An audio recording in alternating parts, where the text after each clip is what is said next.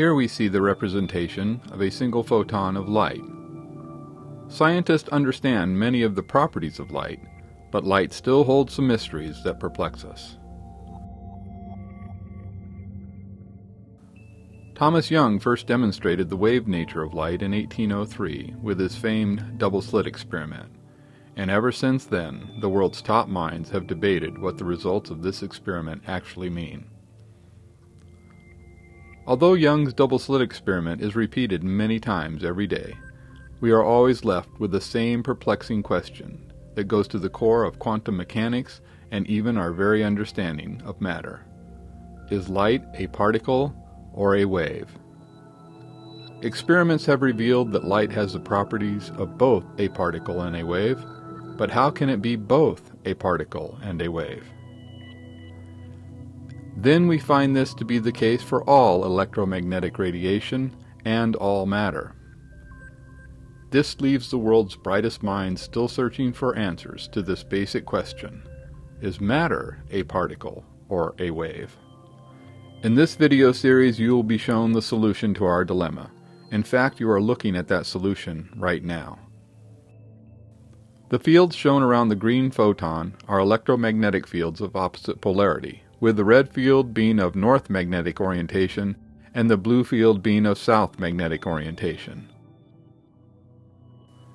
It will be proven that this is actually the way that magnetic fields are structured around all matter. This applies from the smallest particles we have discovered to the largest structures in space. If you were to measure these fields with a compass, their magnetic fields would appear identical to the magnetic fields of a bar magnet. This also means that when we measured the magnetic fields of matter with other methods in the lab, we also assumed that matter had a bar magnet type of magnetic field. But this assumption was a mistake. So until now, we have incorrectly assumed that electrons and other matter have a magnetic field shape as shown in this drawing. But we must realize that the fields around an electron, as well as around all other matter, are actually two opposing, bowl-shaped electromagnetic fields. Unless we properly understand this basic magnetic field structure, we will never be able to properly understand the fundamental forces of matter from the subatomic to the galactic. In this presentation, you will be shown that correcting this one basic misunderstanding of magnetic fields also explains most all of our problems in physics and astrophysics. I believe that this magnetic field structure is an intrinsic property of all matter. Therefore, you cannot have a particle of matter unless these magnetic fields are there to form it and confine it. To further understand these magnetic fields and validate this new theory, hundreds of experiments were conducted utilizing a vacuum chamber and specially constructed bowl-shaped magnetic field emitters. When 70,000 volts of electricity is applied, the plasma formations that you are now seeing appear. A variety of purging gases were used in these experiments. This includes ordinary air, argon, hydrogen, and helium.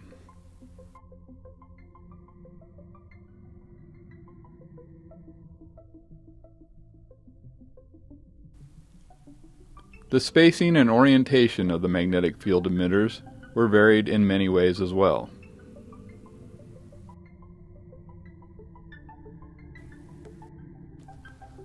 The magnetic field emitters were suspended on non-conductive, high-strength microfilament line attached to magnetic supports on the inner surface of the vacuum chamber. Then, to hold these supports in place, high-strength magnets were utilized on the outer surface of the vacuum chamber. This arrangement allows for the adjustment of the magnetic field emitters while the experiment is running. The small microfilament support lines also offer minimum disturbance of the plasma flow around the fields and therefore a more realistic experimental result.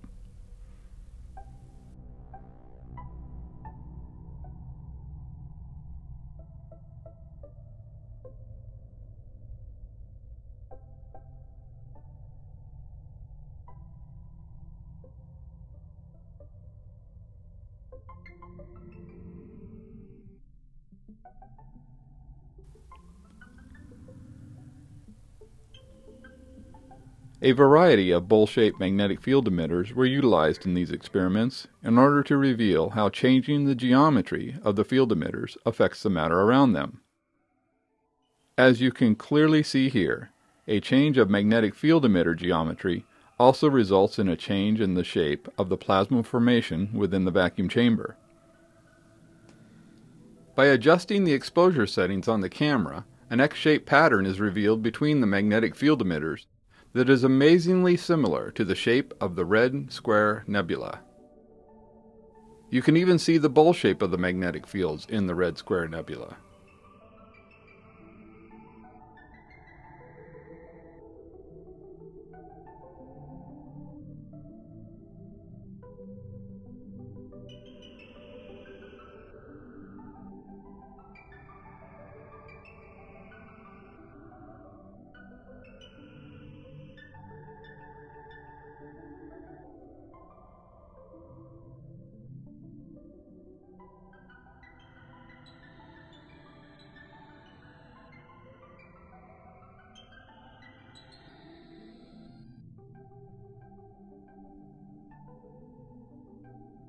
Notice how increasing the spacing between the magnetic field emitters transforms the shape of the nucleus until finally a disk of plasma forms around the nucleus.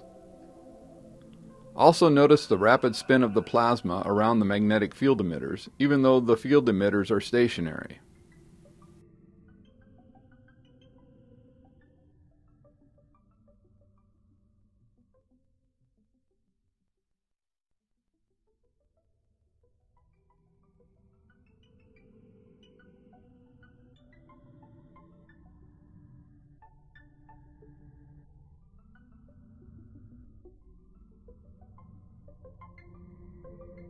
Here you can clearly see how even a single magnetic field emitter controls the shape of the plasma around it. Notice how it confines the plasma to the lower part of the vacuum chamber.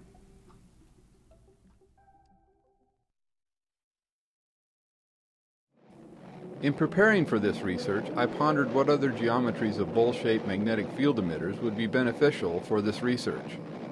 I carefully studied the structures in space for guidance in the design of a new bowl-shaped field emitter.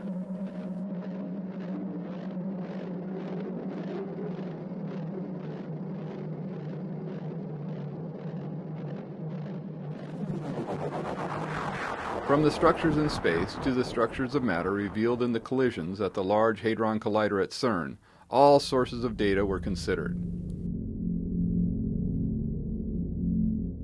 I carefully studied the amazing research underway at the Large Hadron Collider, and I found a wealth of evidence for this new theory in the collisions there.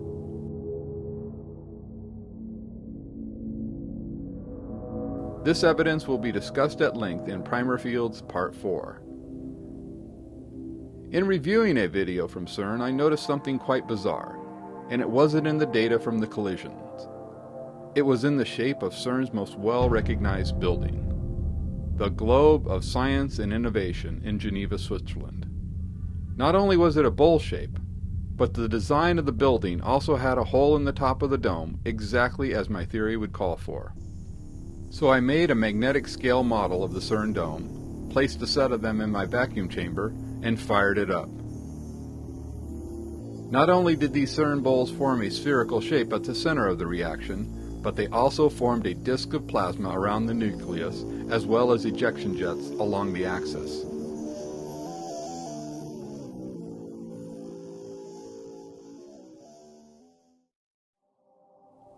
After running the experiments for a few days with the CERN bowls, they were removed from the vacuum chamber and photographed, revealing the patterns you see here.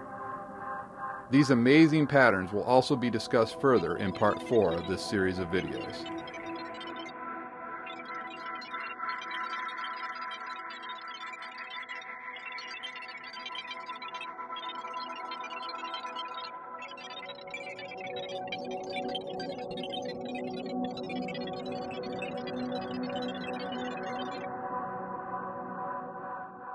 Then once it was realized that the key pattern required for this theory was found in the dome at CERN, it was also discovered that CERN was not the only place with the required pattern. The pattern has been there for centuries at the Pantheon in Rome, which has been referred to as the Vault of the Heavens.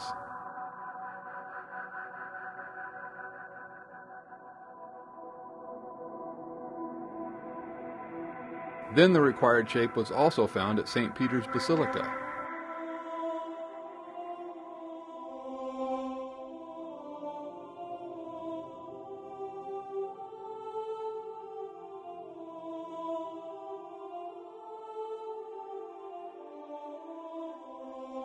Then one of my favorites was found at St. Paul's Cathedral in Medina, Malta. Notice the angels circling the hole at the top of the dome, and compare that to the glowing ring that is found inside the bowl-shaped magnetic field emitters in the vacuum chamber. Why are these angels on fire exactly where they should be? Much more on this dome and the others later in this series of videos.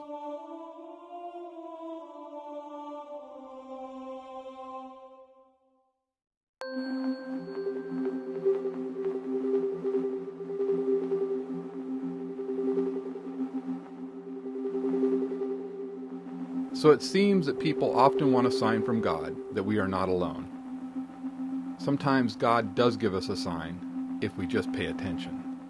Sometimes He even puts that sign up over the capital of the United States of America.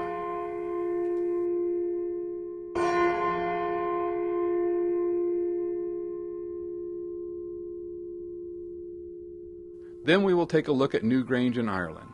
This structure predates Stonehenge by over 200 years, and yet it too contains unbelievable details related to this new theory of the structure of all matter.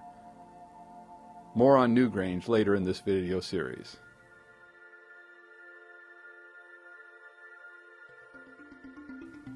Here we have the assortment of the magnetic field emitters that were utilized in my research and in this video series. These emitters all have the same basic properties, but they do vary in size, geometry, and magnetic field strength. The design and construction of these field emitters are covered by patents that have been filed in both the United States of America and internationally. No rights to the use of the technology covered by these patents is granted or implied, as clearly stated in the statement at the beginning of this video. Notice how these ordinary non-magnetized steel balls are held in place at the center or nucleus of these field emitters. Then we will take a look at the data from the Sun. You will be shown how the results from the vacuum chamber experiments match the data and features of the Sun. This includes super rotation about the equator and the patterns of the surface flows on the Sun. We will also see the amazing confirmation of this new theory in the data from probes such as the Ulysses mission, which mapped many of the characteristics of the Sun. You will even be given an entirely new theory as to the true cause of the solar cycle and an explanation of the so-called coronal heating problem. This will all be covered in detail in Part 5 of this video series.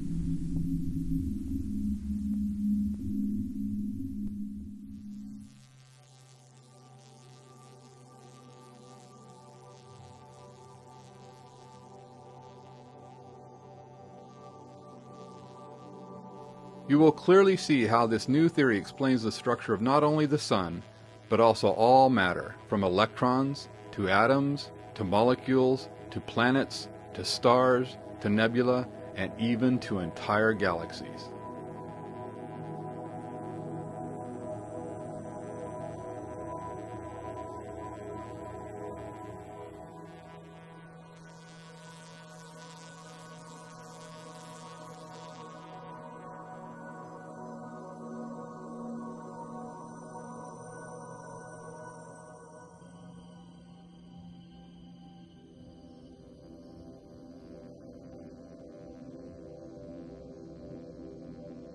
You will see amazing proof of these bowl-shaped magnetic fields at work on and around Saturn in Part 2 of this video series.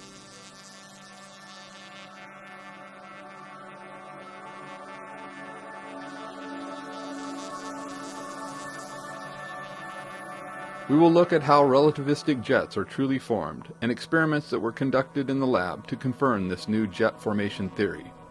This will be covered in great detail in Part 2 of this video series.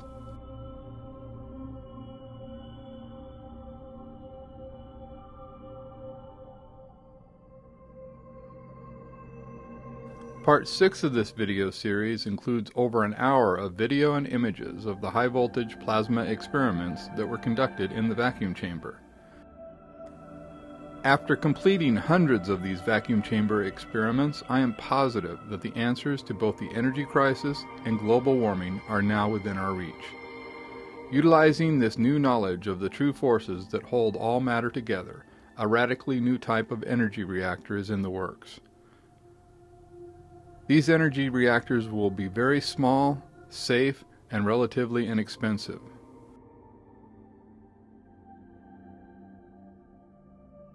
So the dream of low-cost electricity is at the door. As you can see here, we are already well on our way to fulfilling our dream. Plus, there is an additional benefit to this technology: zero carbon emissions. We still have some work to do, but it really shouldn't take that long, now that we finally have the true understanding of the forces that bind all matter. Testing on this new reactor should begin by the summer of 2013. But there is other technology based on this new theory that has already been in the testing phase for over 6 years. Results so far have been amazing, and this product will be announced in the first quarter of 2013. But that's for later. For now, let's get back to how these fields work to confine matter. Here we see how the plasma spins and flows. In upcoming sections of this video series, we will examine this flow in more detail and its relationship to the spokes in the rings of Saturn and the solar wind.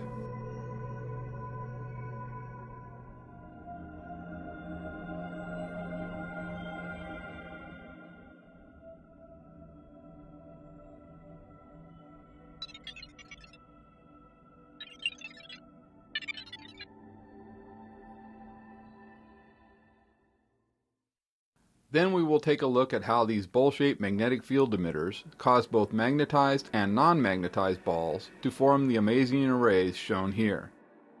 The only thing holding these balls in position are the magnetic fields emanating from these two bowls. Could this truly be the way that atomic and molecular structures are properly explained? I believe so. Let's take a look at the forces at work in the nucleus area of these bowl-shaped magnetic fields.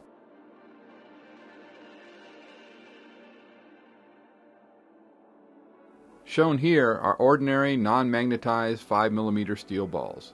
These bowl-shaped magnetic fields induce a magnetic field into each steel ball, which causes them to repel each other while at the same time keeping the balls structured together.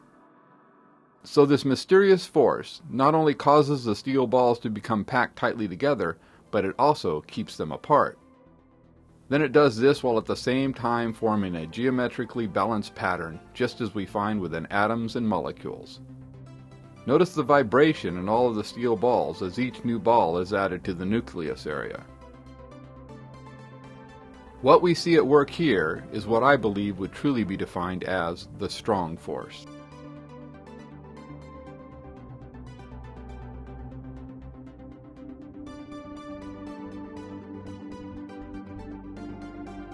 Then we will take a look at some incredible cutting-edge research from scientists at IBM. This is an atomic force microscope image of the actual structure within a nanographene molecule.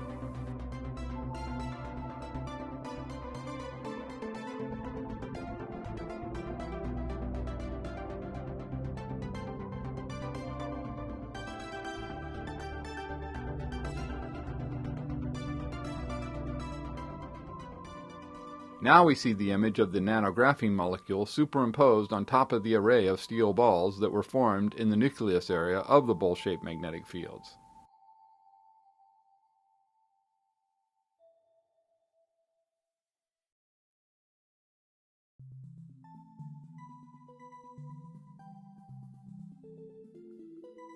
The steel balls are supported by a sheet of clear acrylic, which does not come in contact with the magnetic bowls at all.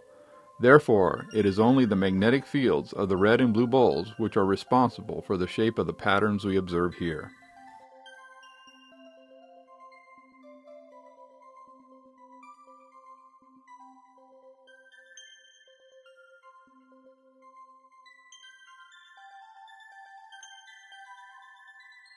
Here we see 3 mm steel balls in the nucleus area of the magnetic fields. Notice how they can trade positions with the other balls in the array, but the basic geometric pattern is always maintained.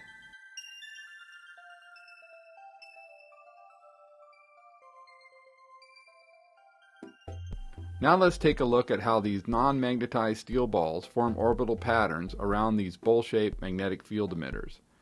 Again, notice how even in the orbital area, these magnetic fields cause the steel balls to be packed tightly together, and yet at the same time they repel each other.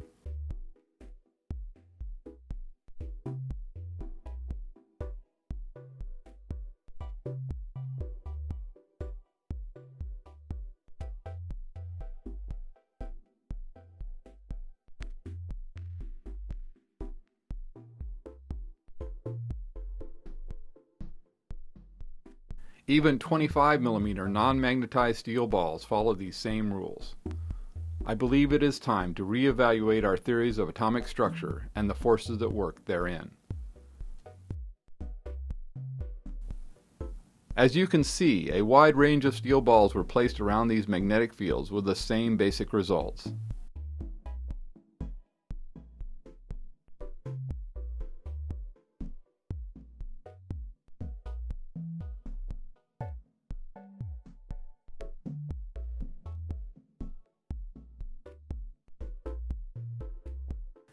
Here we see 5 mm non-magnetized steel balls forming a complex array of orbitals around the nucleus. Notice how the steel balls all repel each other.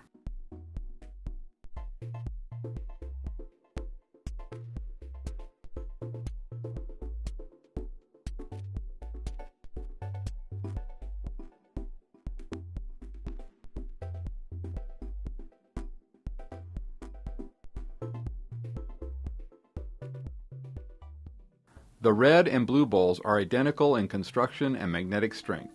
The only difference is the magnetic polarity of the balls. The red balls are north magnetic polarity and the blue balls are south magnetic polarity.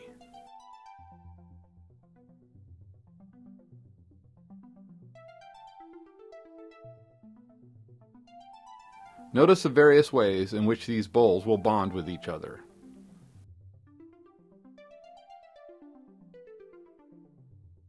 Here we see how the large and small balls interact with each other magnetically.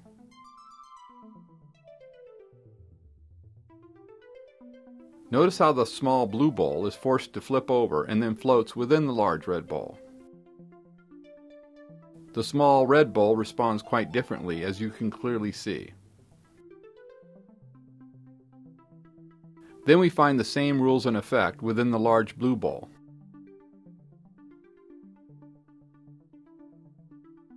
Now you see how the orbital distance of the small ball set is determined by the spacing between the large red and blue balls.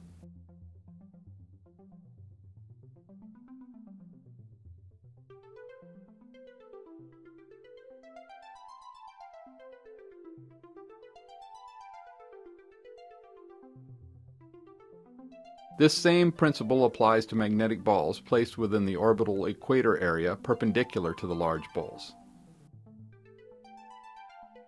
In this demonstration, a singular magnetic ball is held in place by the magnetic balls, and then a second magnetic ball is added.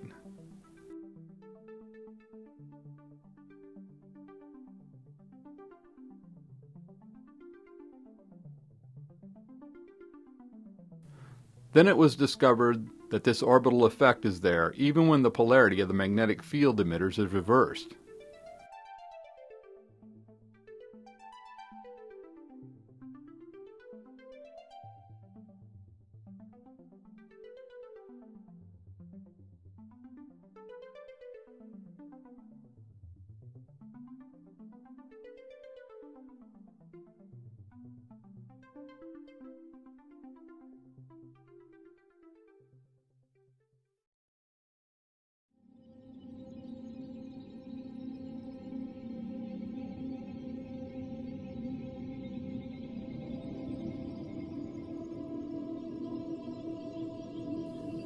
Pouring 2 mm steel balls into the large bowls reveal the true forces at work in the Southern Crab Nebula.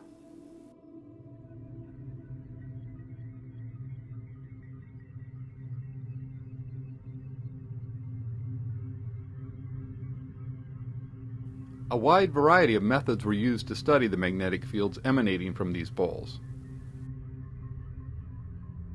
Here we see ferrofluid at work, showing the magnetic patterns formed within these bowl-shaped magnetic field emitters. Then, for the very first time, it's now possible to actually repel non-magnetized steel balls with a static magnetic field. The magnetic field emitted from these bowls induces a magnetic field into the steel ball and then repels it along the axis of these magnetic field emitters. This knowledge is the key to understanding how these magnetic fields confine the nucleus of all matter, from electrons to galaxies.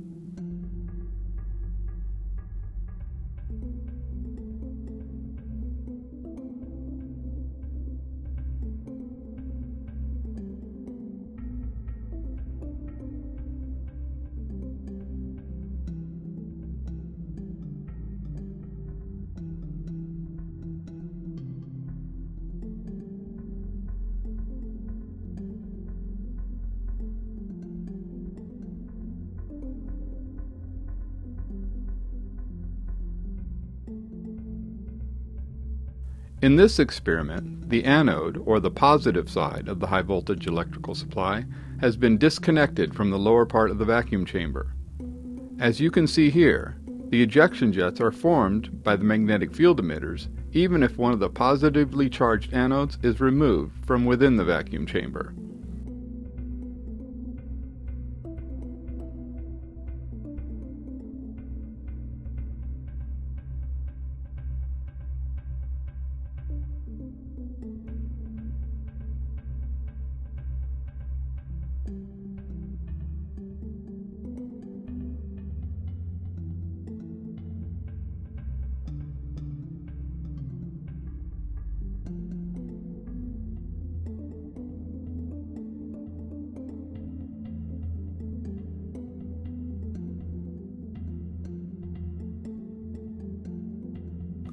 So you should be starting to understand that a critical mistake was made by scientists when it was assumed that the magnetic fields emanating from matter such as atoms was due to a simple bar-shaped magnetic field within the atom. This assumption led to many ill-formed ideas as to the true forces at work, from the subatomic level to the galactic level. Correct this one basic misunderstanding, and then many difficult problems in science become very clear and easy to understand.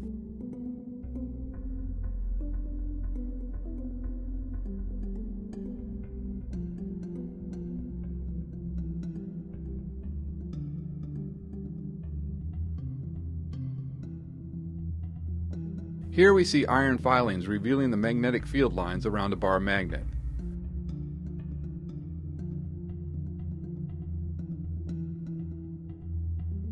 Now we see a compass being used to reveal the magnetic field around the bowl-shaped emitter set. Notice that the field emitted from both the bowls and the bar magnet are the same. No wonder mankind was unaware of these bowl-shaped magnetic fields. They were hiding right in front of us the whole time.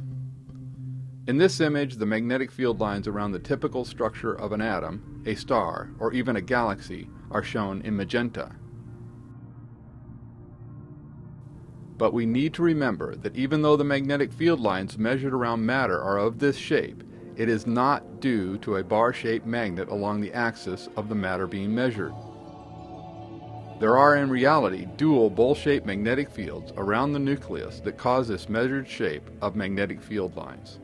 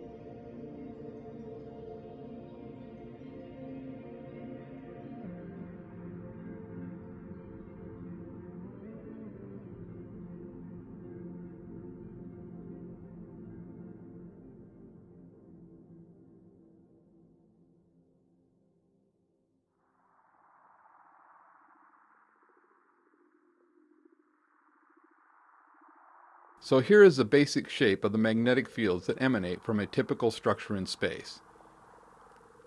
Now let's examine some structures in space and see if we can't find evidence for this shape at work in galactic formations.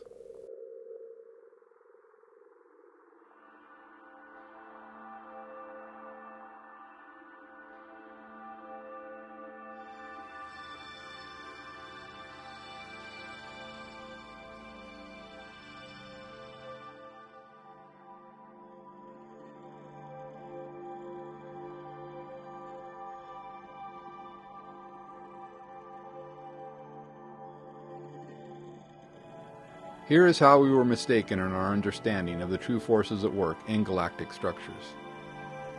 These large structures in space could not be explained by the currently accepted theory of gravity alone. So as we studied these structures, it was assumed that some extra source of gravity was required to explain how all this matter could be held in orbit around the central star in these galaxies.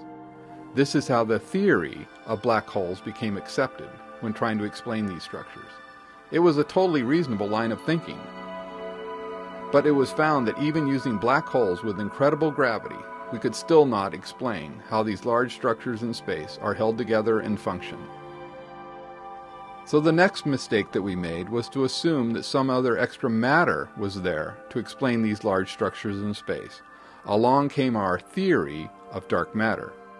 But even when we applied both the theory of black holes and dark matter to our puzzle, there still were some problems. It seems the universe itself was not only expanding, but that rate of expansion was increasing. To explain this, we came up with the theory of dark energy.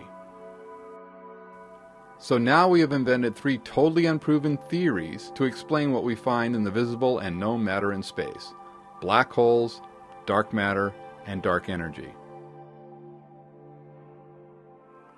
But they are not required at all if you eliminate the basic misunderstanding of magnetic fields around the nucleus of all structures in space. Once you properly understand this revolutionary theory of how magnetic fields can cause not only plasma, but actual matter to form the structures we find in space, you will clearly see that black holes, dark matter, and dark energy do not exist at all. We made some fatal mistakes in our thinking.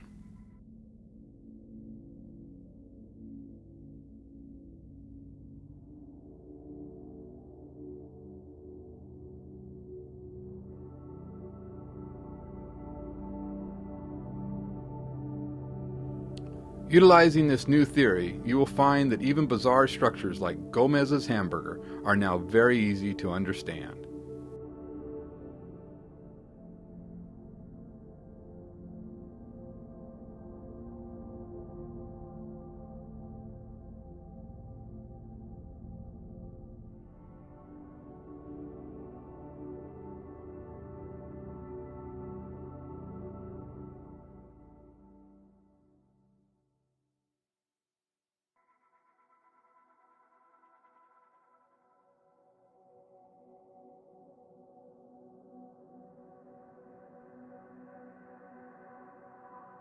As we explore this new theory, we will be examining images and data gathered by scientists, researchers, and astronauts. Their incredible efforts have made it possible for all of us to finally begin to truly understand the forces at work in our universe. It's one small step for man,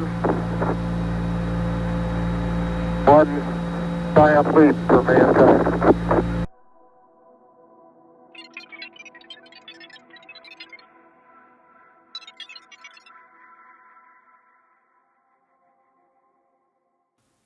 We will be using images from telescopes in space, as well as images captured by a wide variety of telescopes here on Earth.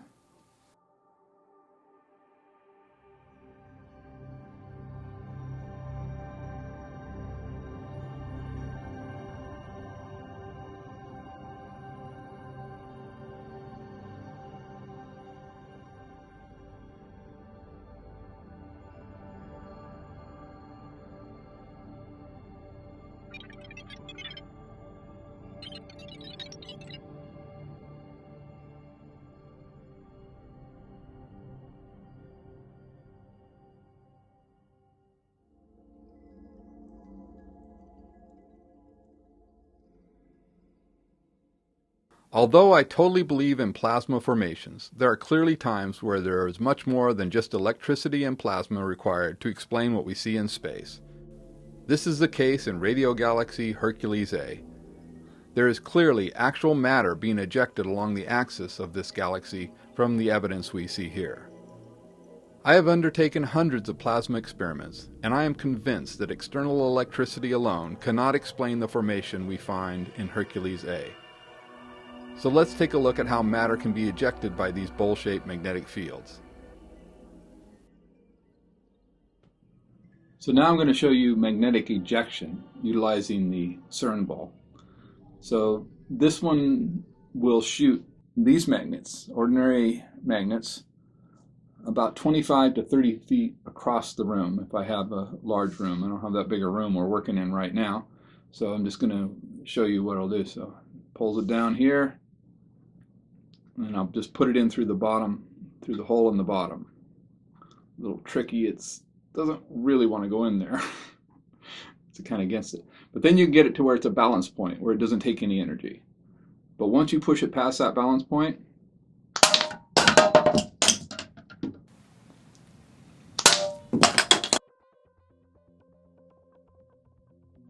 knowing that all matter has a magnetic component to it, you can now see how these incredibly strong bowl-shaped magnetic fields in space could accelerate matter to nearly the speed of light without requiring external electricity, black holes, dark matter, or even dark energy. Now let's take a look at some more formations in space and the magnetic fields around them.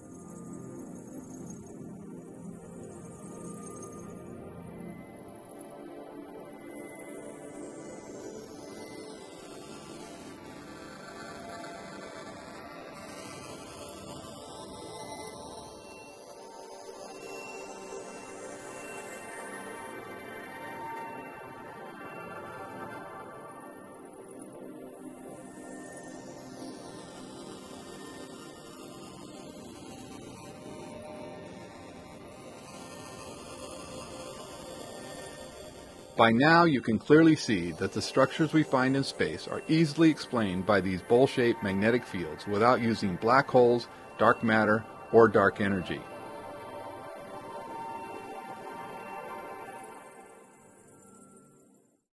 It is important to note that these bowl-shaped magnetic fields will not always be nice, simple, symmetrical structures. They can be warped, twisted, offset, or one field might even be larger than the other as shown here.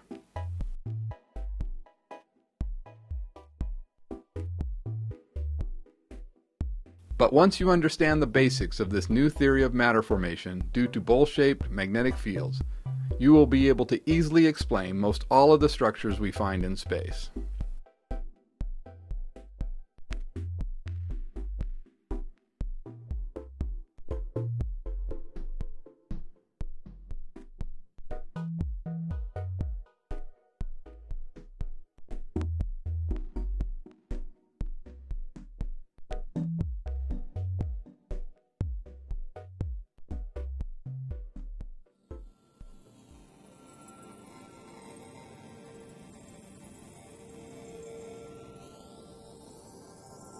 So to review, we have seen how these simple bowl-shaped fields operate in the vacuum chamber and the way in which they shape plasma.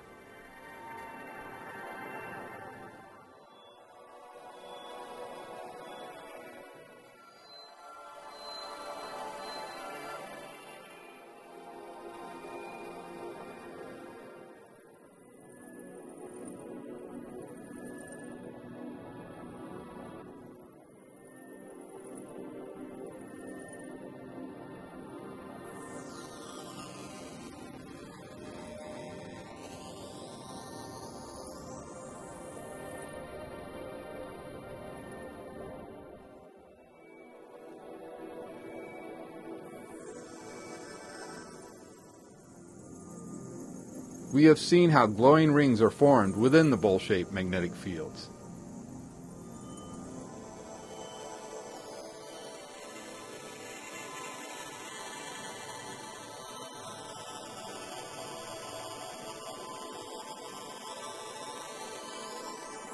We have also witnessed how the ejection jets are formed from these magnetic fields.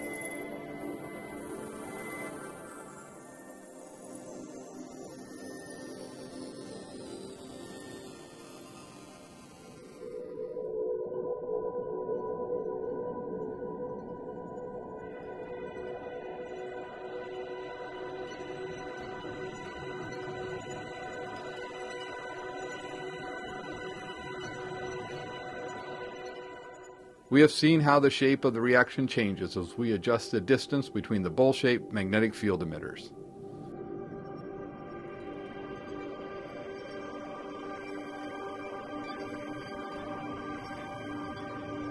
Then we have seen how a disk of plasma will form around the equator of the magnetic fields.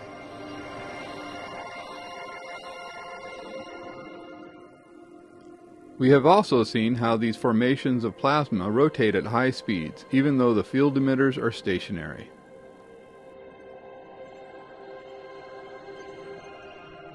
We have seen how these bowl-shaped magnetic fields will cause both magnetized and non-magnetized balls to form orbital rings around the nucleus of the fields.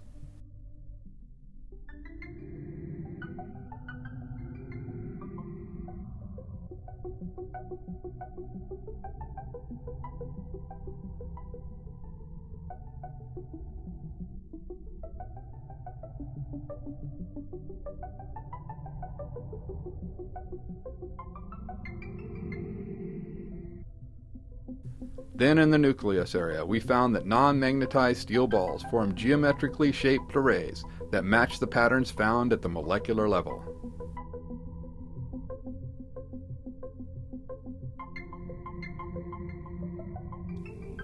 We saw how non-magnetized steel balls formed amazing arrays around these bowl-shaped magnetic fields.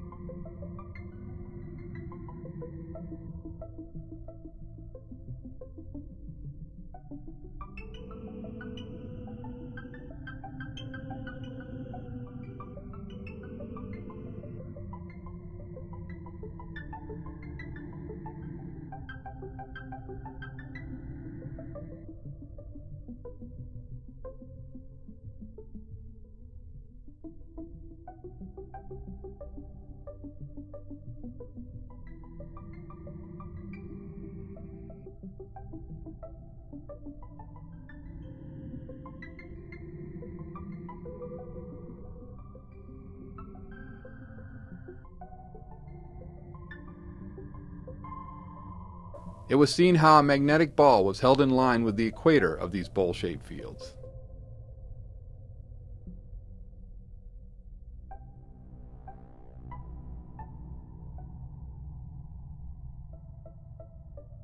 We witness how the orbital distance is controlled by the spacing between these magnetic field emitters.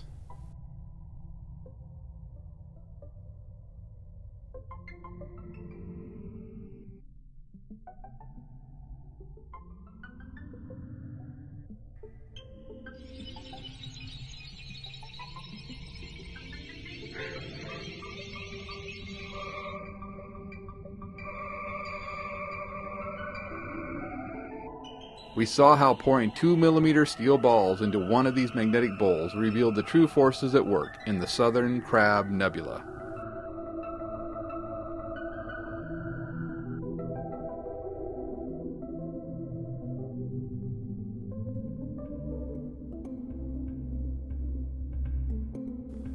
It was shown how these bowl-shaped magnetic fields will repel non-magnetized steel balls away from the bottom of the bowl in line with the axis.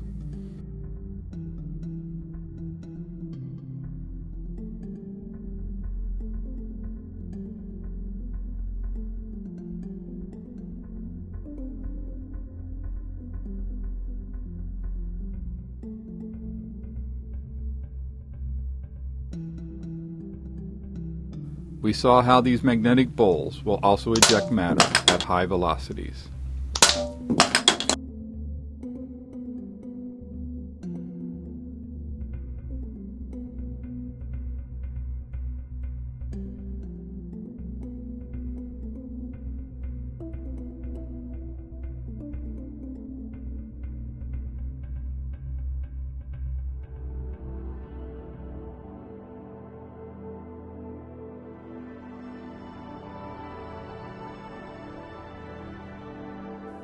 Then finally, we saw how these bowl-shaped magnetic fields can explain most all of the structures we find in space without requiring black holes, dark matter, or dark energy.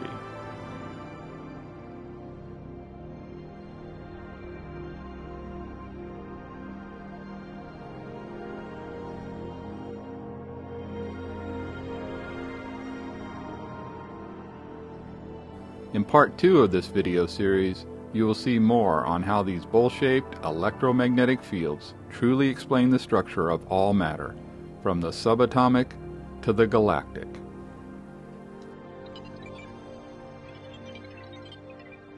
"30 seconds and counting. Astronauts report it feels good. T-minus 25 seconds. 20 seconds and counting. T-minus 15 seconds. Guidance is internal. 12, 11, 10, 9. Ignition sequence starts.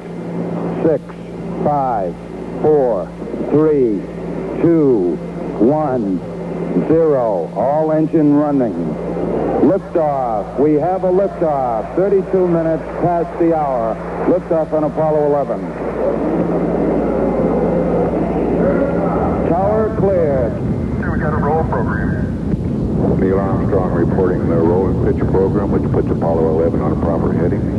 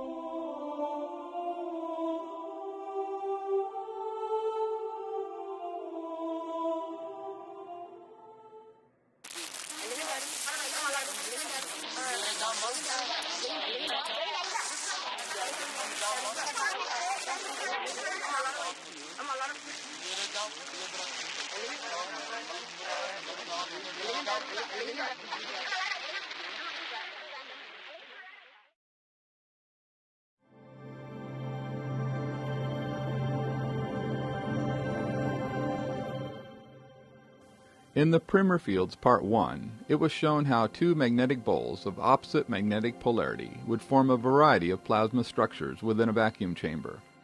The color and shape of these plasma structures were clearly determined by the following factors: the shape of the magnetic poles, the spacing and orientation of the magnetic poles, the type of purging gas that was used, the vacuum level within the vacuum chamber, the electrical voltage used, the polarity of the direct current electricity used in the experiment, and the positioning of the electrodes within the vacuum chamber. All of these factors influence the shape of the plasma formations within the vacuum chamber. In the primer fields Part 1, the plasma formations were often shown starting out with long arcs that gradually transitioned into a stable formation. This startup transition was due to a change in the vacuum level alone. Once the vacuum level is stabilized at the correct level for the plasma formation desired, the light emitted by the glowing plasma can be turned off and on instantly. So the electricity is not responsible for the fields that form the plasma formations. The electrical polarity determines how the plasma conforms to the fields, but the fields are not at all formed by the electricity. A reversal of the electrical current that causes the plasma to glow will cause an entirely different pattern to be revealed in the vacuum chamber, but this is due to a simple polarization change in the plasma, which reveals a different aspect of the same field structure. The electrical polarity is not causing the fields to change, it is just changing how the plasma responds to the fields.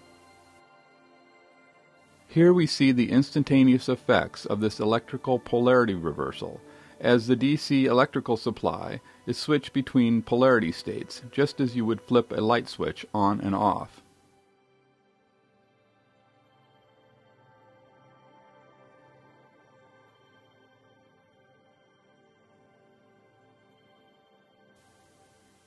In the primer fields Part 1, it was shown how these opposing bowl-shaped magnetic field emitters control the formations of both steel and magnetic balls around the magnetic poles. It was also shown how 5mm steel balls formed geometric patterns in the nucleus area between the two magnetic poles.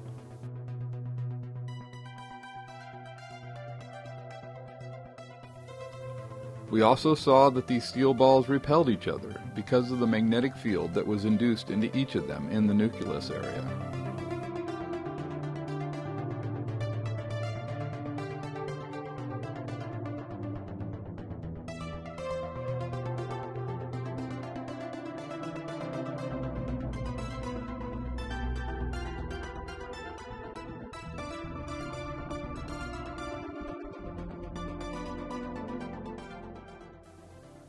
The magnetic bowls also induce magnetic fields into ordinary steel balls both inside the bowls and around the bowls.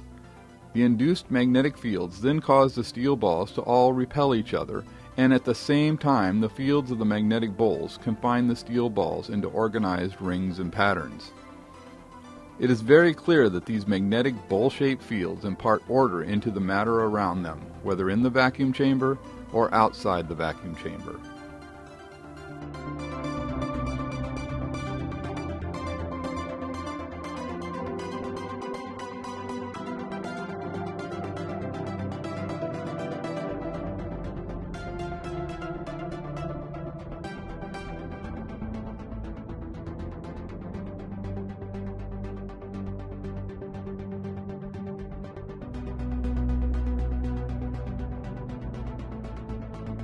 It was also shown how one of these magnetic bowls would induce a magnetic field into an ordinary steel ball, which then caused the steel ball to be repelled away from the bottom of the bowl.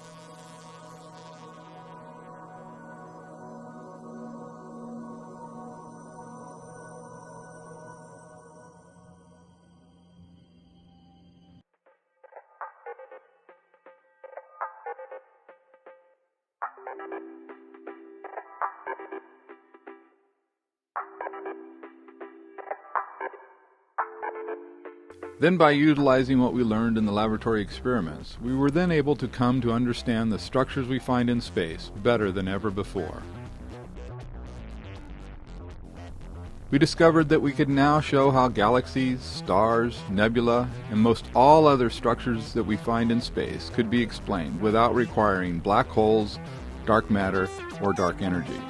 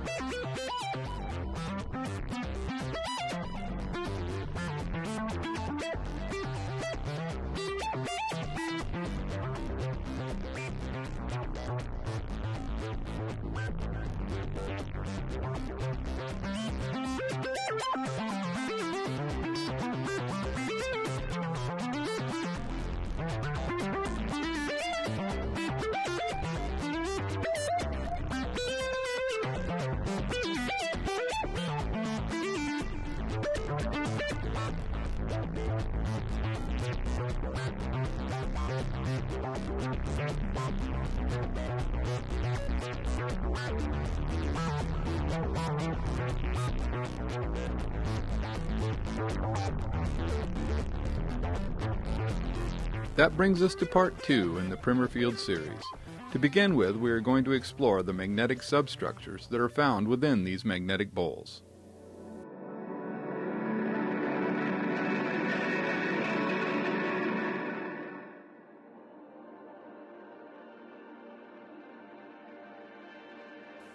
The reason for the glowing rings that we see inside the magnetic poles in the vacuum chamber will be explained in this section of the Primer Fields. Understanding the function of these rings is critical to understanding how fusion works in the stars.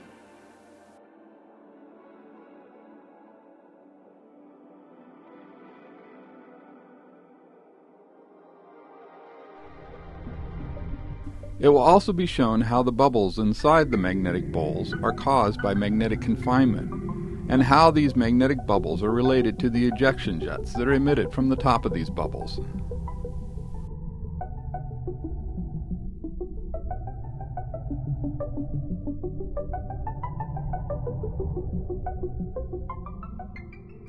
This animation shows a magnetic bowl. In the bottom of the bowl we find 3 magnetic substructures. Now we will slice the bowl in order to get a better view of these magnetic substructures.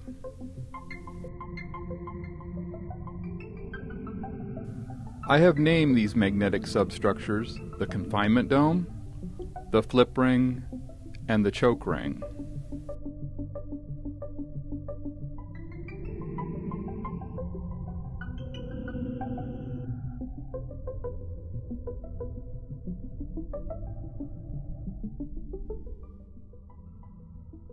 A regular compass is much too large to properly map the fields within the magnetic poles, so a much smaller magnetic compass was fabricated to map the fields in and around the magnetic poles.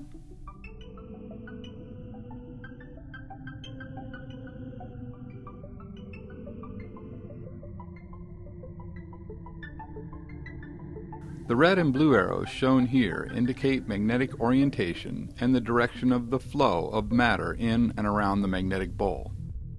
The red arrows indicate magnetic north, and the blue arrows indicate magnetic south.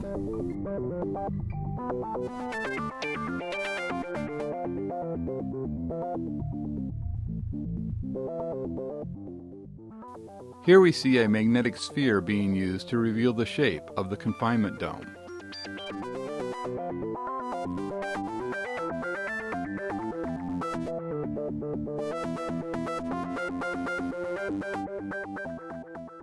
Here we see a string of magnets being used to show the magnetic field lines in and around the magnetic pole.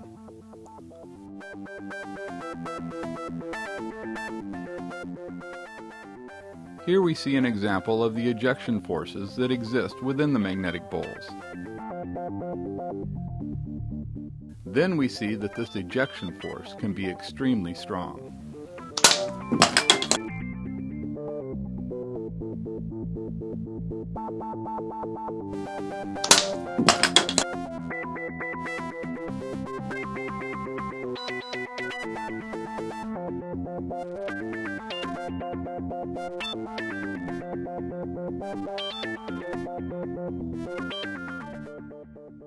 So just as we see in the plasma experiments in the vacuum chamber, we see that these ejection jets start at the top of the confinement dome and shoot out of the bowl in line with the axis of the bowl.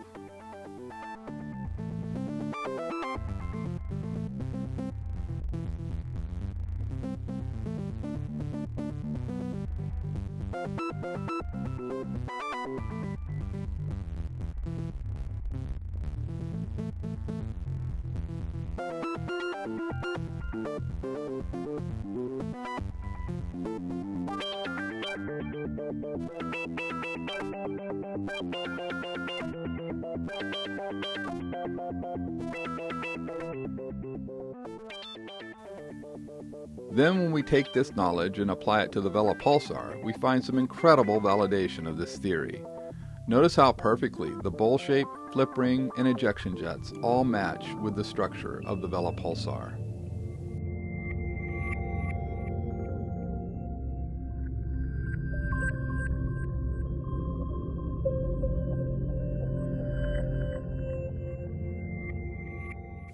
Once more, we see a magnetic sphere being used to reveal the shape of the confinement dome in the bottom of the magnetic bowl.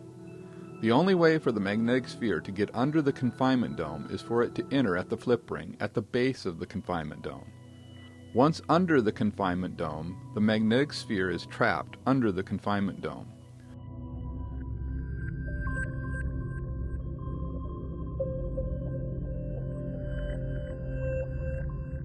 If the magnetic sphere is forced above the confinement dome, we see that it is ejected up and then once again held above the confinement dome by the magnetic forces within the bowl.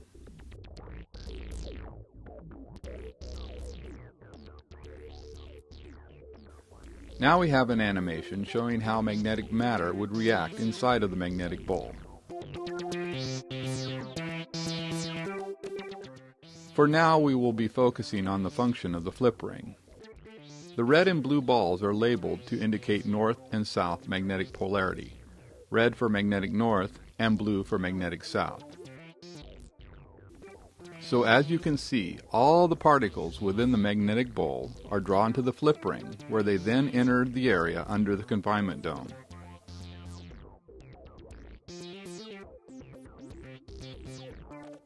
Notice how at the flip ring the balls flip magnetic orientation. That is why I call it the flip ring, because it flips the magnetic orientation of the matter passing through it.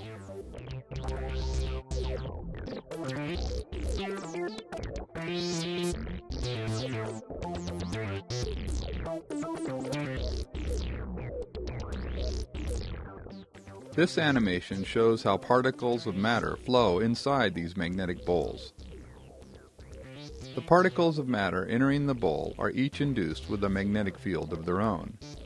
Then these particles of matter are drawn down to the flip ring, where they violently flip magnetic orientation and then become trapped under the confinement dome and above the choke ring.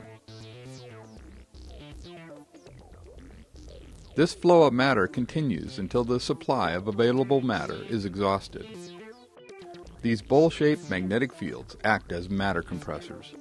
They will compress available matter until there is nothing left. That is why there is a vacuum in space. Most all of the available matter has been compressed so that all that remains in space is a vacuum.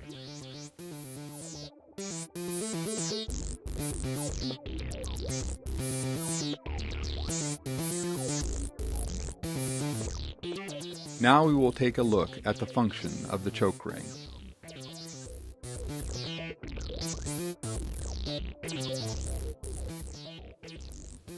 Shown here are steel balls that are held in place at the choke ring. The balls are free to rotate around the choke ring, but they resist exiting out the bottom of the bowl or going back up into the bowl. The flow of matter is choked at the choke ring, which is why I call it the choke ring.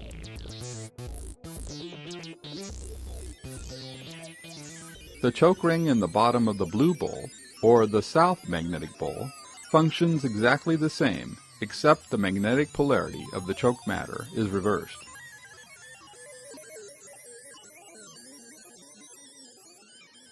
So here in the bottom of this bowl in the vacuum chamber, the glowing ring is the flip ring.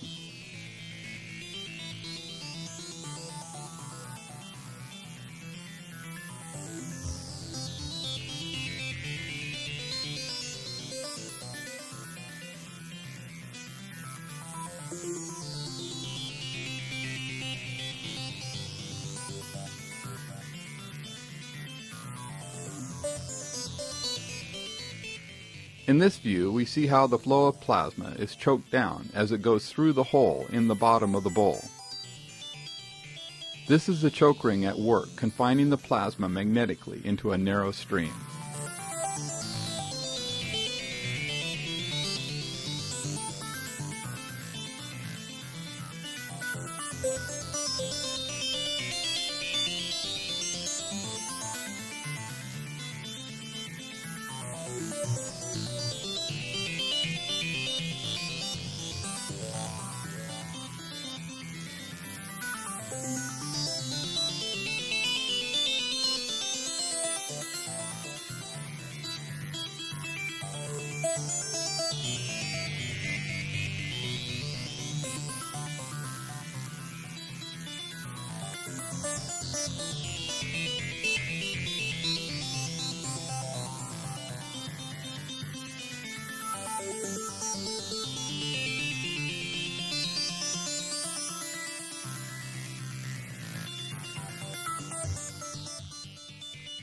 Now we are going to take a look at another magnetic substructure that exists below the bottom of the magnetic bowl.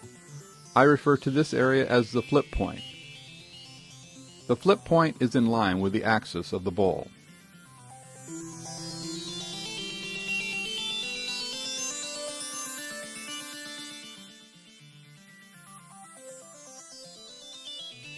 Here we see the microcompass being used to show how the flip point flips the magnetic orientation of matter at the flip point.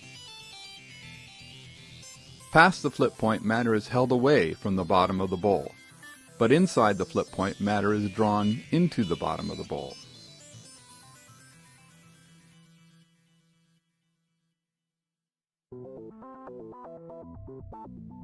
In this demonstration, notice that the steel ball is pulled towards the flip point and then held at the flip point by the interaction of the magnetic fields of the bowl and the induced magnetic field of the steel ball.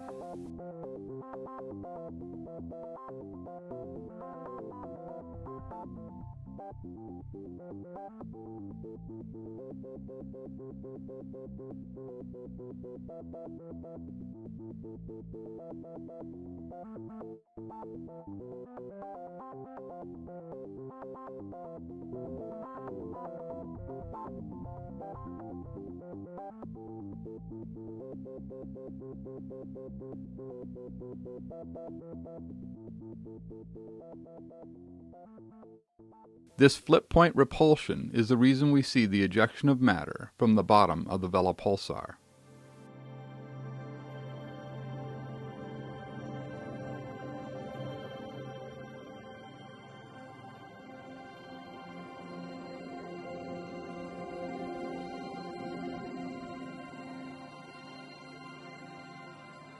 In January of 2013, the Chandra X-ray Observatory released this series of images showing the flow of matter around and into the Vela pulsar.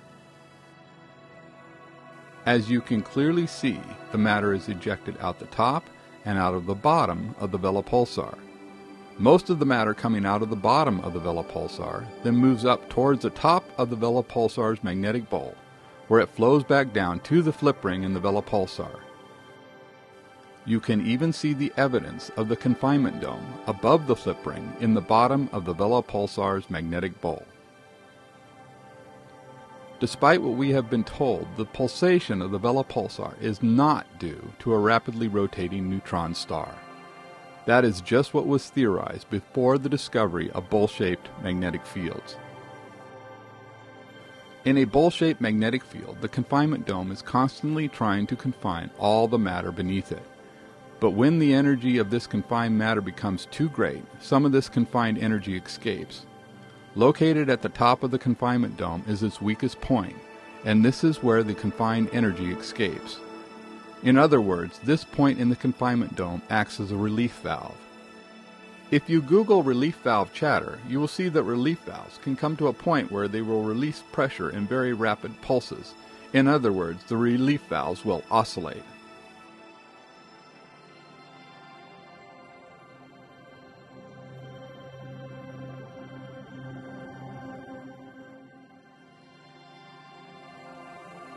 Since the confinement dome is acting as a relief valve, it can come to a state where it is rapidly pulsing as it releases a burst of energy and then closes again, cutting the flow of energy being released. Since the confinement dome is operating as an electromagnetic relief valve, it can release these bursts of energy at very high frequencies. So pulses of energy can be rapidly released and then stopped immediately by this action of the confinement dome. This is why some pulsars exhibit these rapid pulses of energy that can suddenly stop and then restart hours or even days later. If we look at how these bowl-shaped magnetic fields function in the vacuum chamber, we see that they also emit energy in rapid pulses.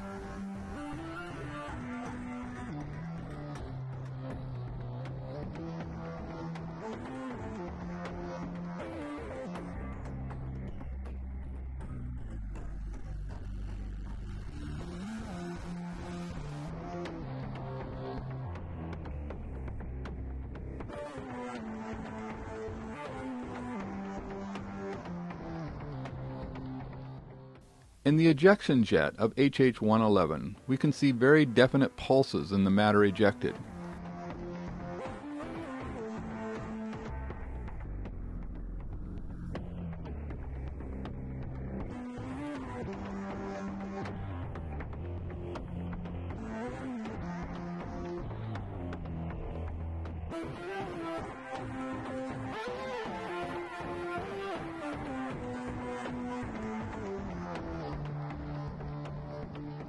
By comparing the jet of HH-111 with a jet that is externally electrically driven in the vacuum chamber, we see that they have dramatically different structures.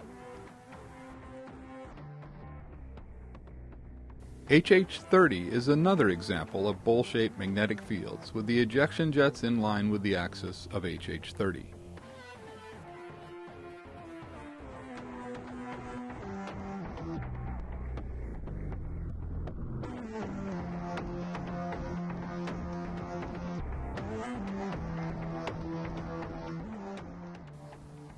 The externally electrically driven plasma jet, as shown in the lower image, is very steady and it fades gradually, whereas the jet of HH-111 has dramatic pulse formations and a sudden cutoff at the tip.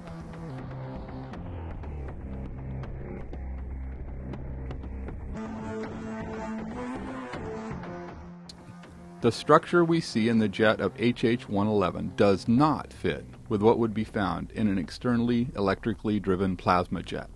So I must conclude that the jet of HH-111 is not externally electrically driven.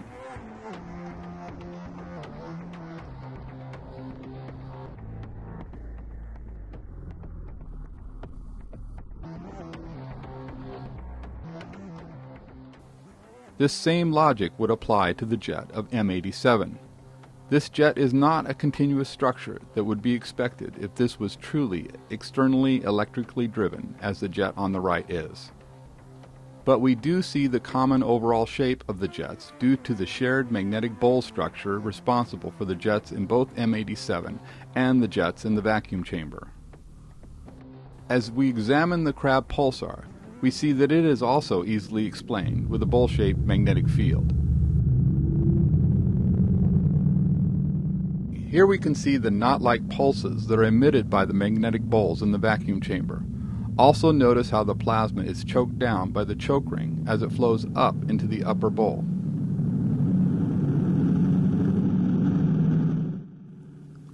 You can find a lot more information out about pulsars on my Facebook page.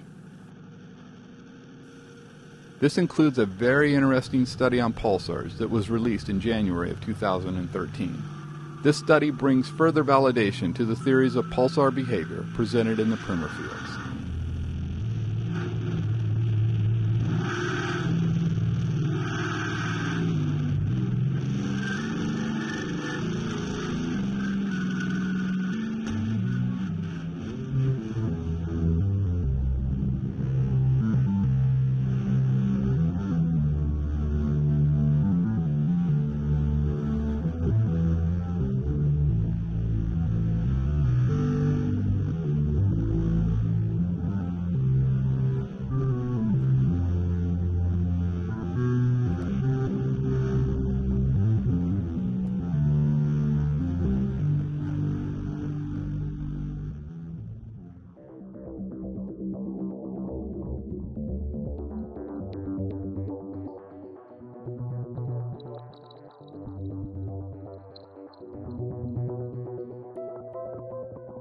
Now we are going to look at supernova remnants. Supernova remnants are all that are left of a star after it explodes or goes supernova. Astrophysicists believe that all of these bubble-type supernova remnants once had a star in the middle of them. Then they believe that the bubble we see is a shell of gas moving away from where the exploding star once was. But I am now going to show you that this concept is incorrect.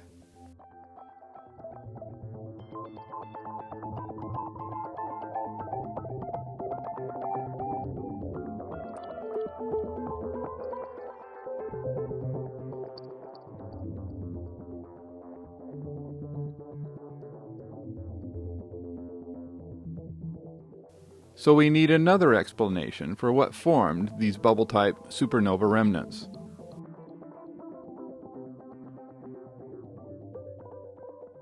Occam's razor is accepted in science as a way to determine which solution to a problem is most likely the correct one.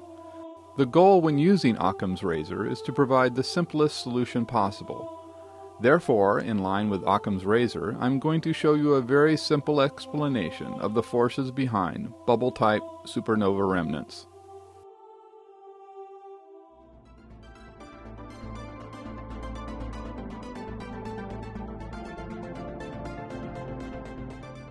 The solution you are about to see would apply to all bubble-type supernova remnants, as well as many other bubbles that are observed in space. As you may have expected, the solution is found in bowl-shaped magnetic fields. So here again we see the confinement dome, the flip ring, and the choke ring.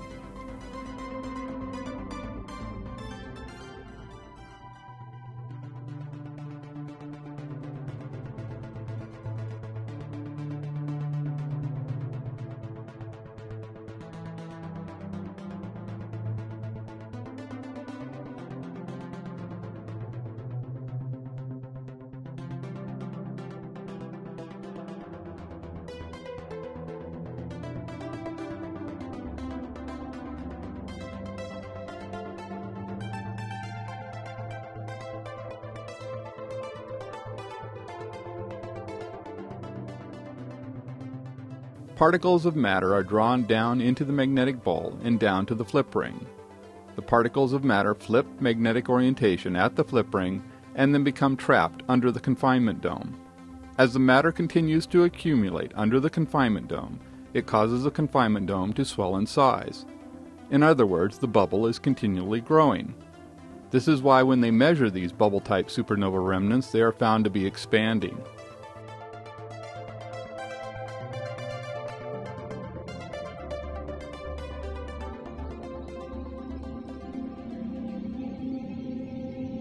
Notice the lip at the bottom of Tycho's supernova remnant. This is where the flip ring is located.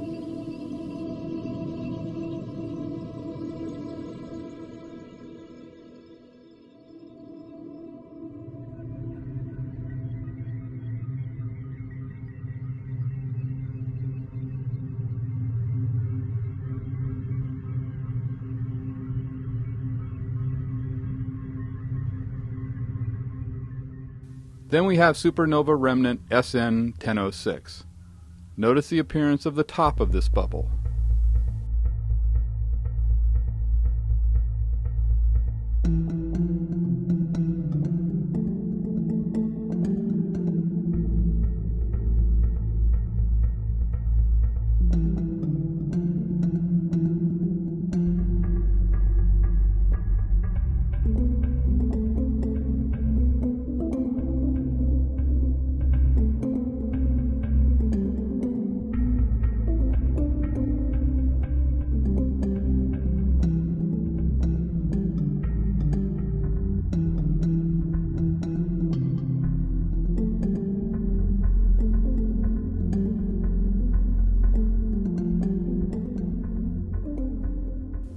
Notice the axial formation up through the middle of this supernova remnant.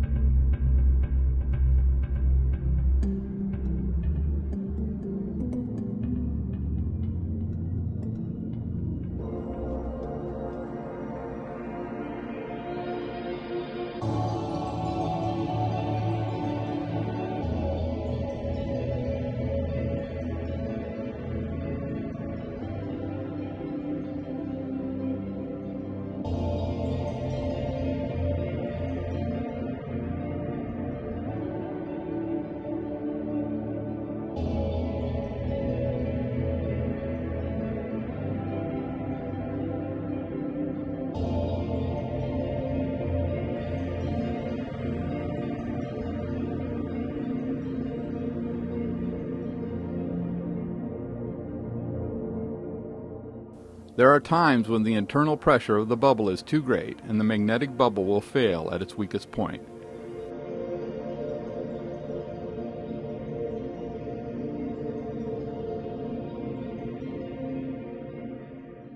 The choke ring may also allow some matter to escape out of the bottom of the bowl. This is exactly what we find in the Jellyfish Nebula.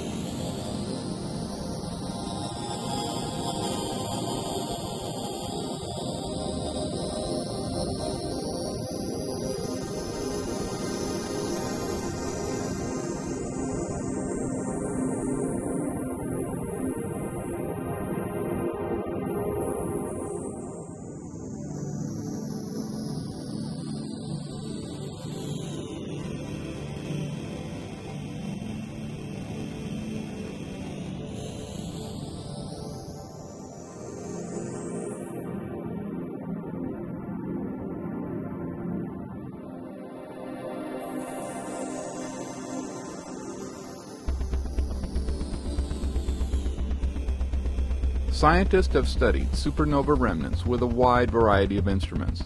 When you carefully check all this data, you will find that it all conforms to the theories of supernova remnant formation presented in the Primer fields. One of the most thoroughly studied supernova remnants is SN 1006.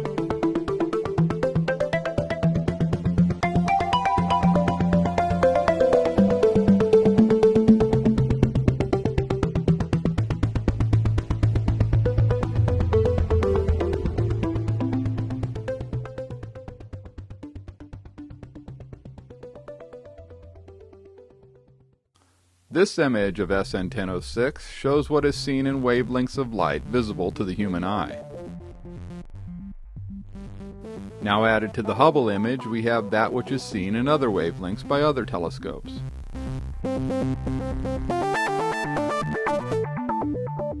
Where the magnetic field is the strongest is at the choke ring, and this is also where matter is compressed to the greatest density. This is why the choke ring area of SN 1006 is the only part of SN 1006 visible to the human eye. This is where matter has the highest density and becomes visible.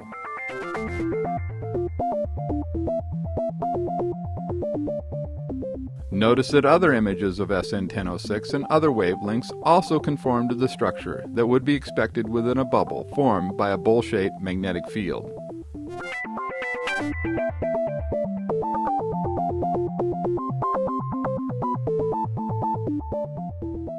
Here we see the flow of matter going down to the flip ring, and the ejection of matter out of the top and out of the bottom of SN 1006. Notice that this matches the flows that we saw earlier in the Vela pulsar.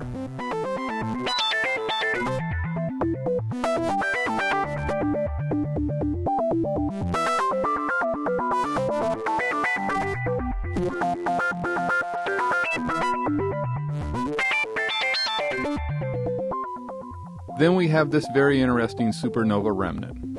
I will just let the images do the talking.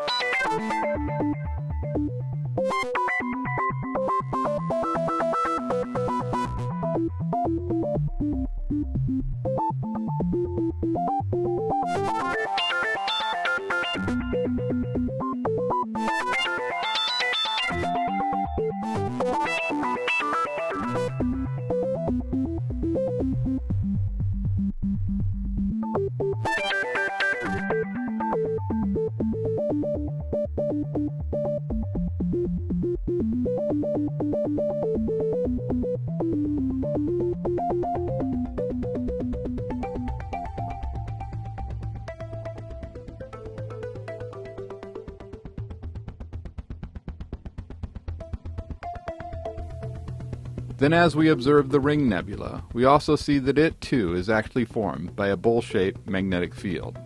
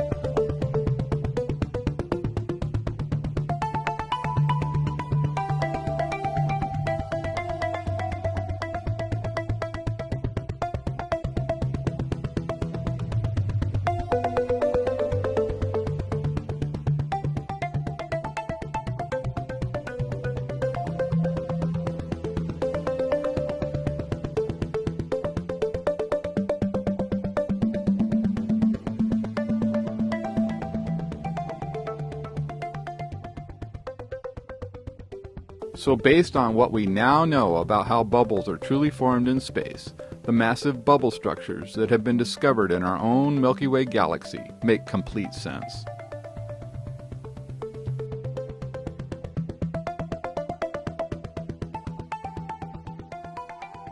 Then we have this new study that I just received this morning, which also confirms the theories presented in the primer fields. The magnetic nature of our universe is undeniable.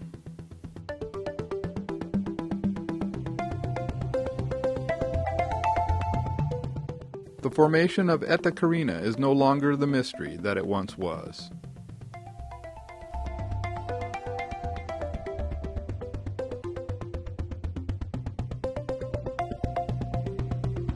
The Eskimo Nebula is also easy to understand once you realize that it too is formed by bowl-shaped magnetic fields.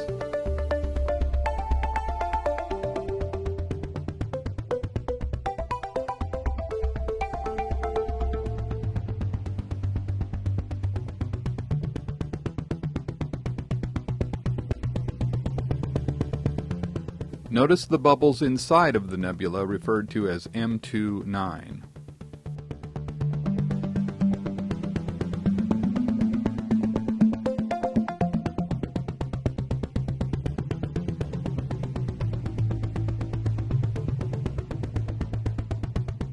So now that you know the patterns to look for, you will see that there are many confirmations of the primer fields theories found throughout the universe.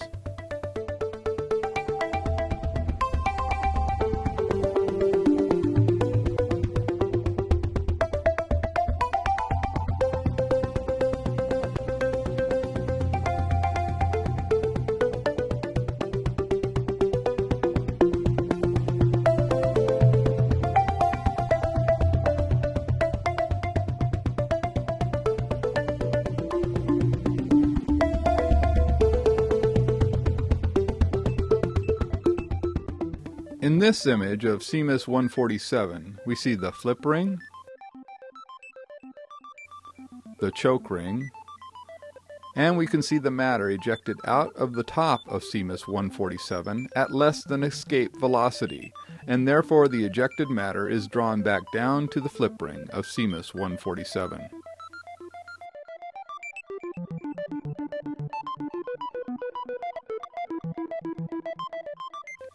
In this image of the Rosette and Cone Nebula, we can find 3 magnetic bowls with bubbles in the bottom of them. There is one bowl on the right,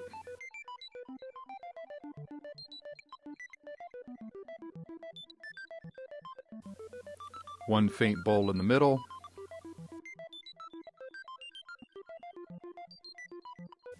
and of course the large bowl with the bubble in the bottom that we see here.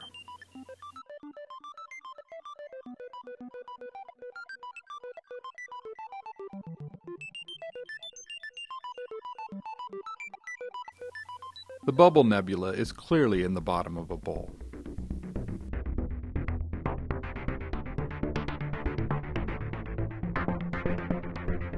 Then active galaxy NGC 4438 is shown here with the bubble that it contains.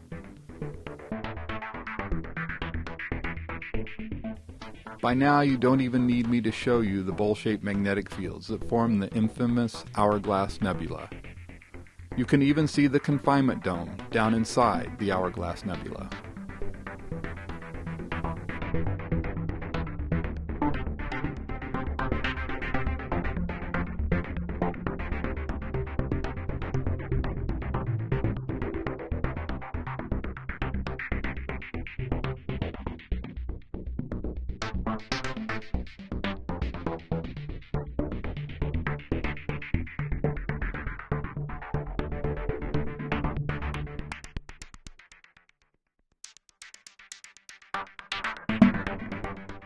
So let's review the basic structure inside these bowl-shaped magnetic fields.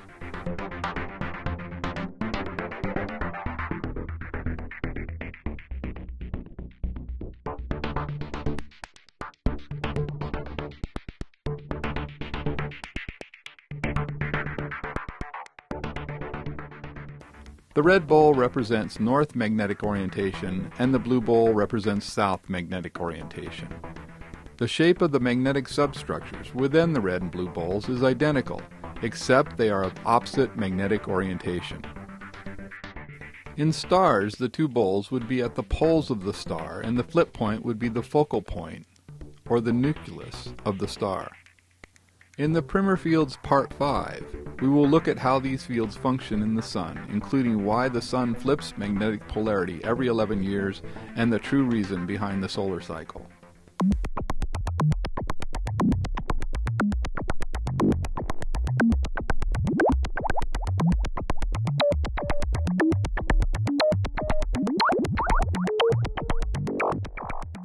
Notice that in the vacuum chamber experiments, you can see that there is a brighter inner magnetic bubble in the middle of the outer magnetic bubble. In other words, there is a bubble within a bubble.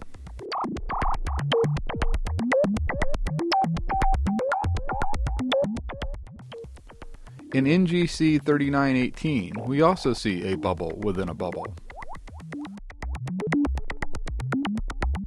Then the Cat's Eye Nebula also has a bubble inside of a bubble formation that cannot be explained by the currently accepted theories. But when we apply the Primer Fields approach, you will see that these bubble-in-bubble structures are very easy to explain.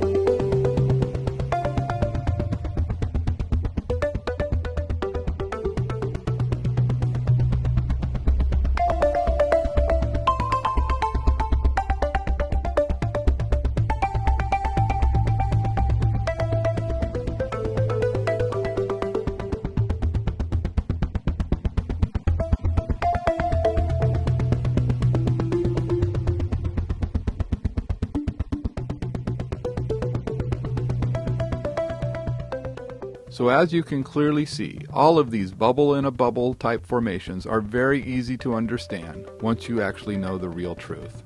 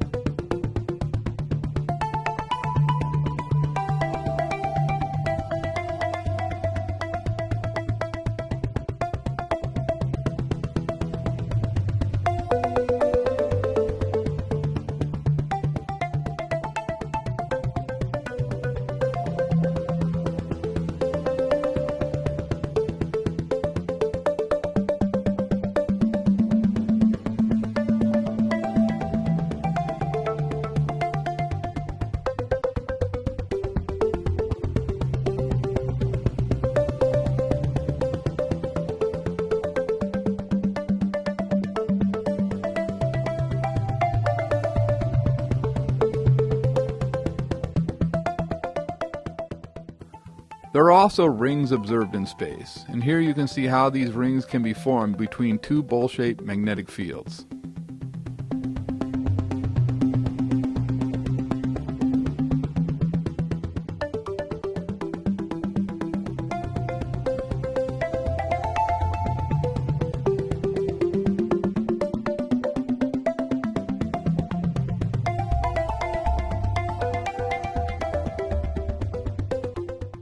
Then we see again how the Red Square Nebula could be formed between two bowl-shaped magnetic fields.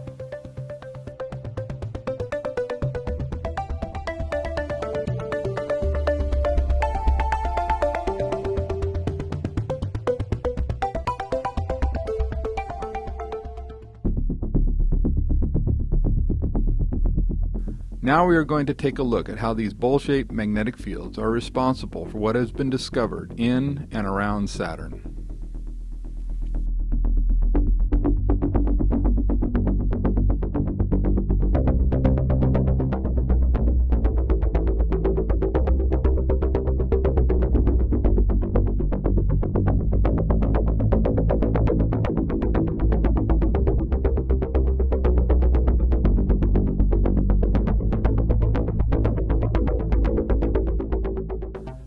Saturn's rings are so pronounced because the rotational axis and the magnetic axis of Saturn are exactly aligned with each other.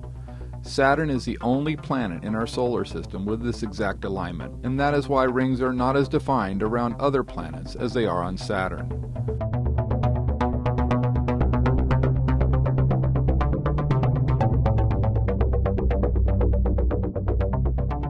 The rings around Saturn are held in place by the bowl-shaped magnetic fields, just as the disk of plasma is in the vacuum chamber experiments.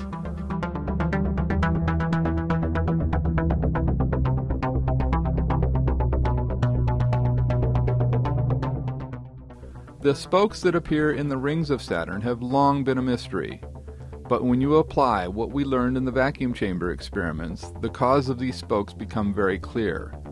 Notice that these spokes are at a tangent to the surface of Saturn.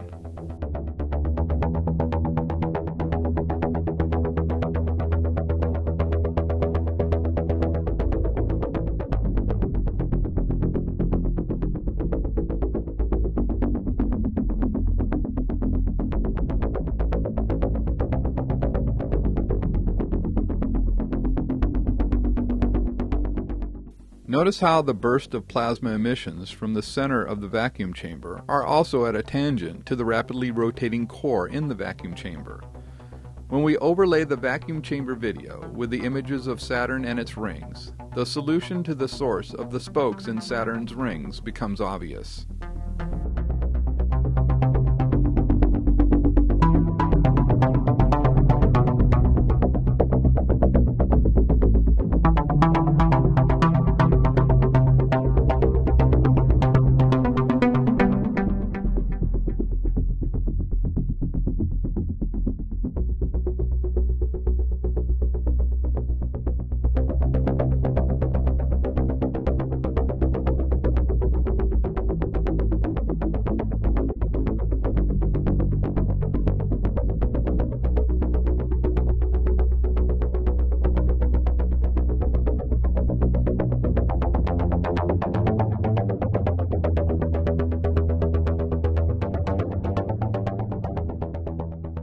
Then we can see that the primer field theories also clearly show the true reason behind the polar auroras on Saturn.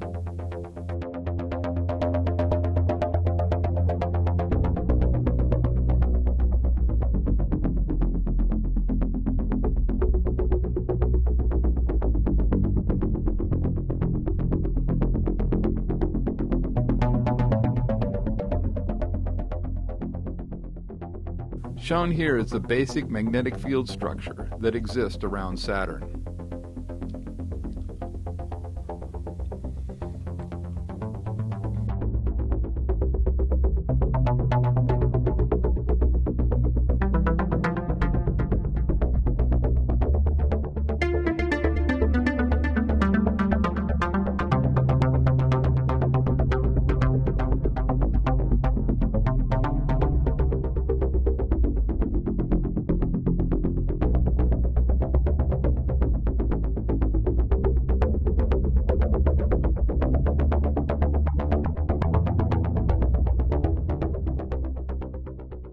Then this image of Saturn's North Pole captured the interest of the whole world. But it's not really that difficult to explain once you understand the theories and concepts presented in the primer fields. If you look closely, you will even see the magnetic bubble in the middle of this image.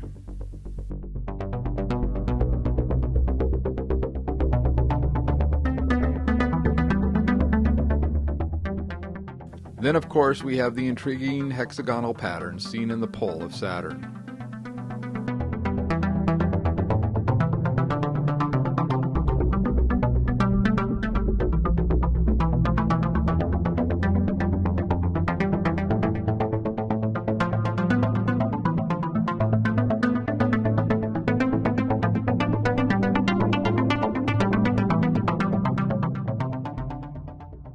Around the axis of these bowl-shaped magnetic fields, we find that these fields will cause matter to form these regular polygonal shapes.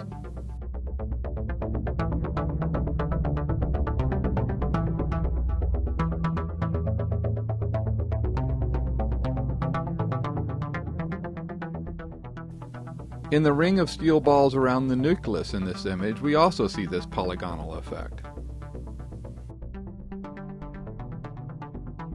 So as you can see, most all of the mysteries of Saturn are very easy to explain when you apply the theories that you have learned in the primer fields.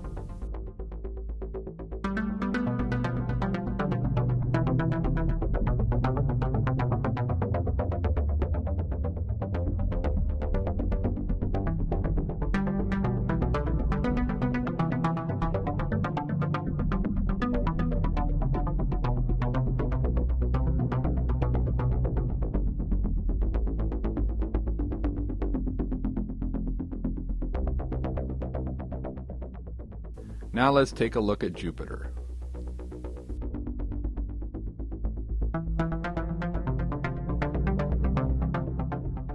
Here we see that Jupiter's magnetic axis and rotational axis are not quite aligned, and that is why the rings of Jupiter are not as pronounced as the rings around Saturn.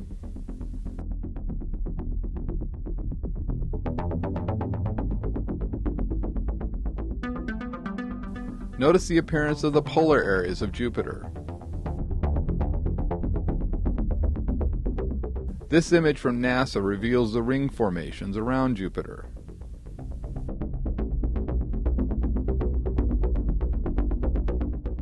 These views of the poles of Jupiter reveal very organized patterns about its axis.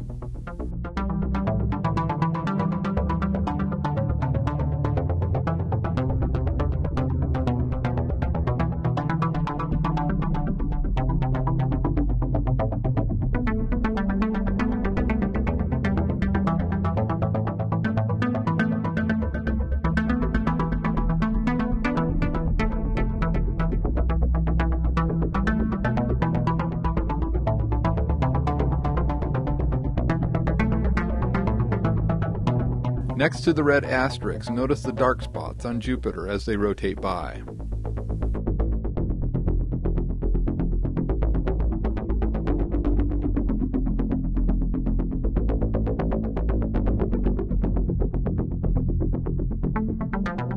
Now notice these same type of flows on the bowls in the vacuum chamber. You can see the fingers of plasma on the lower bowl in this image.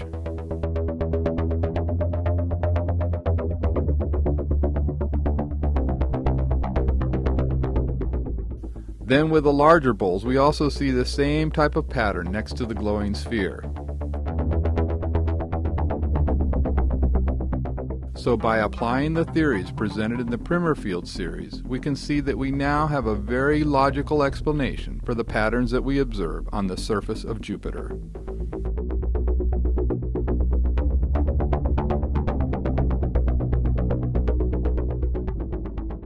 That brings us to the end of the Primer Fields Part 2. In this installment, we learned about the magnetic substructures that are found within the bowl-shaped magnetic fields.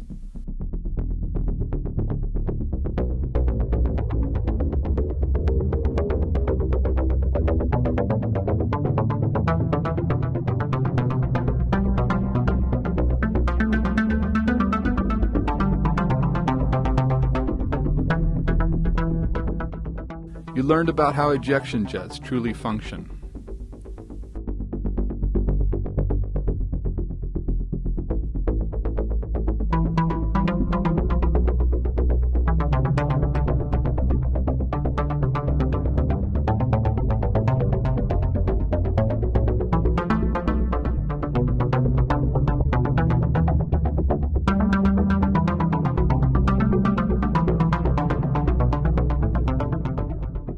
You were shown clear proof of bowl-shaped magnetic fields at work in the Vela pulsar.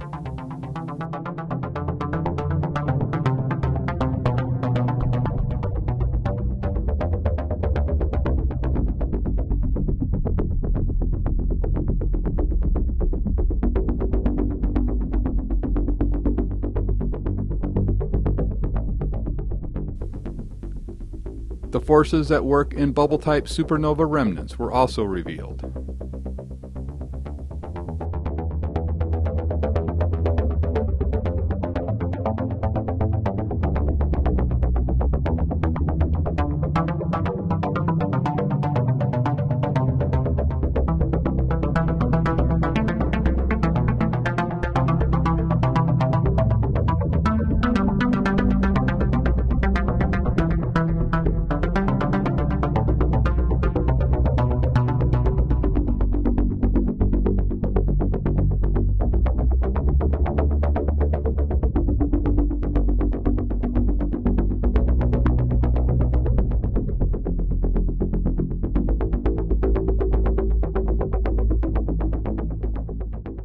We also saw that bubble-in-bubble type nebula are easily explained using the theories presented in the Primer fields.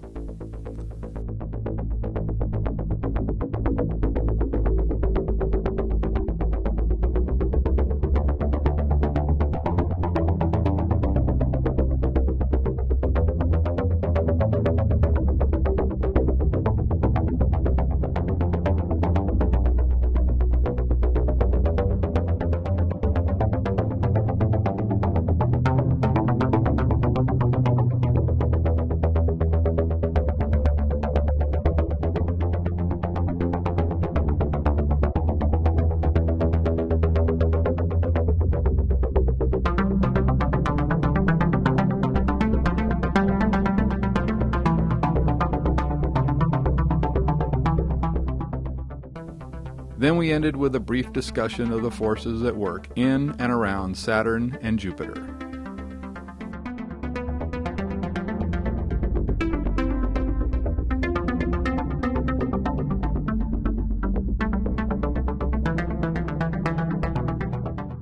In the Primer Fields Part 3, we will be exploring the wave-particle nature of matter. This will include an in-depth examination of light and the reason it exhibits the dual nature that we find in the infamous double-slit experiment.